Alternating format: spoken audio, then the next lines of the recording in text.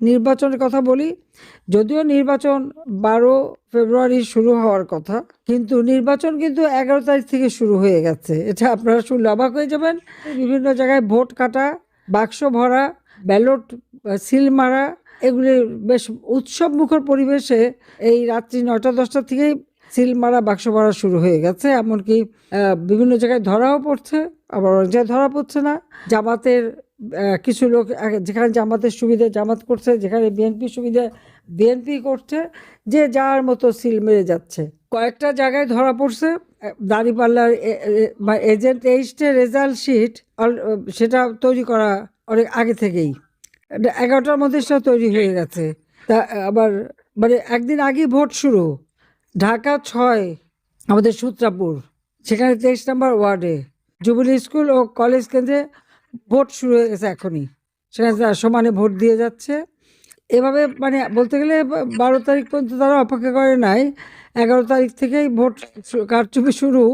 তা আমার প্রশ্নটা হচ্ছে যে 2018 নির্বাচনে আমাদের বদনাম দিল যে কি দিনের ভোট রাতে, আর বিএনপি এখন জেতার জন্য মানে দিনের ভোট আগের দিন থেকেই শুরু করে দিছে। যদিও অনেক অবজারভার আসছে, তো তারা এখন এগুলি দেখে কিনা আমি জানি না, কতটুকু দেখছে সেটাই প্রশ্ন। যেমন রাউজানে বিএনপি 2 পক্ষ গোলাগুলি শুরু করে দিচ্ছে, সেখানে মানুষ মারা যাচ্ছে। সূত্রাপুরে ভোটারদের টাকা দেওয়ার সময় জামাতের নেতা ধরা পড়ছে। আবার এদিকে বিএনপি আর এনসিপি তাদের মধ্যে আবার ওই বুথ দখল নিয়ে এখন এই রাত্রেবেলায় গোলাগুলি মারামারি শুরু হয়ে গেছে।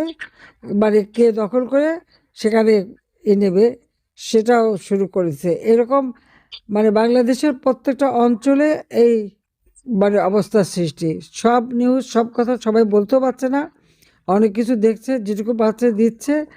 ওরা আর অপেক্ষা, বিএনপি বা জামাত অপেক্ষা করে নাই, আমাদের বলছে দিনের ভোট রাতে, ওরা একদিন আগে থেকে শুরু করে দিচ্ছে। এই হলো ইলেকশন। হ্যাঁ, আমাদের সেনাপ্রধান বলছে উৎসব মুখর পরিবেশে ইলেকশন হবে, ইউনূস বলছে উৎসব মুখর পরিবেশে সুষ্ঠু নির্বাচন হবে।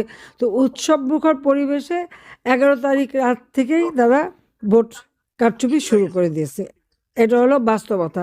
এই নির্বাচনের কোনো অর্থ নেই, এই নির্বাচন বাতিল করতে হবে, এই নির্বাচন বাতিল করতে হবে। এই নির্বাচনের কোনো হ্যাঁ না ভোটে তো না নাই, হ্যাঁ ভোটে সিল মারা।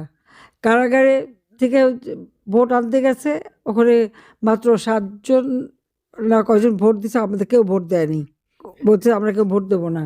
বিদেশ থেকে সিল মেরে হ্যাঁ ভোটে সিল মেরে আবার পাঠিয়ে দিচ্ছে।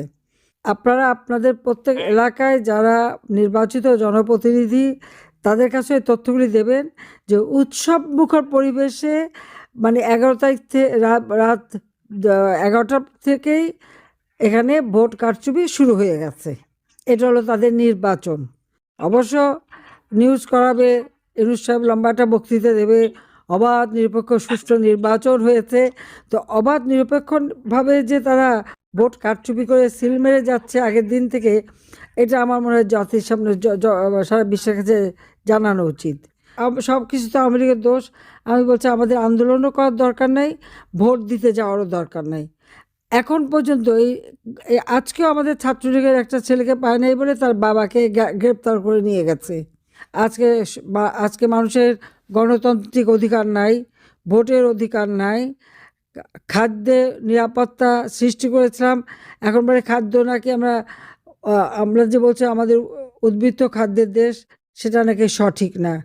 আজকে উন্নয়নশীল দেশের মর্যাদা উন্নীত হয়েছিলাম, সেটাও করতে পারছে না।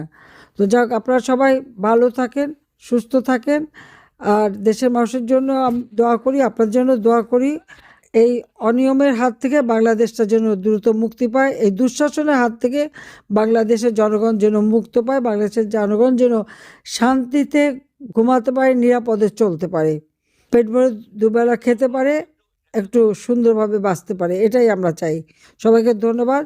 জয় বাংলা, জয় বঙ্গবন্ধু, বাংলাদেশ চিরজীবী হোক। খোদা হাফেজ।